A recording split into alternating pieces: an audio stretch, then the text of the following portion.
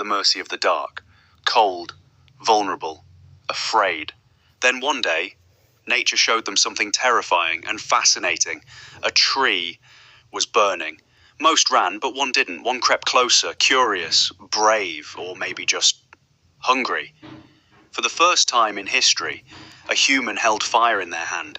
They didn't know what they had, but everything was about to change.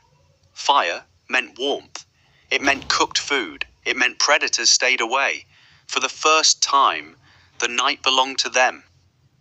And around that fire, something else happened.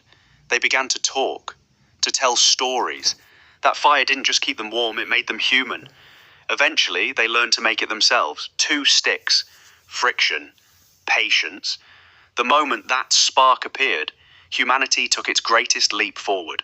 From that first flame to the cities that light up our world today, it all started with one curious human, one burning tree, and one decision not to run. Fire didn't just change what we ate, it changed who we are. Walked the same earth. One had been here far longer, the other was just arriving, and nobody knew how the story would end. Neanderthals had dominated Europe and Asia for over 400,000 years. Then around 70,000 years ago, Homo Sapiens began moving out of Africa, heading straight into Neanderthal territory. Do not underestimate the Neanderthal. They made tools, they buried their dead. They survived ice ages. They were not primitive brutes. They were tough, intelligent, and deeply adapted to their world. When the 2 species finally met, what happened? Did they fight? Did they trade? Did they simply stare at each other across the valley and wonder? Evidence suggests there were periods of coexistence. They may have shared land, shared resources, and in some regions lived close enough to interact for generations. And here is the part that changes everything. They interbred.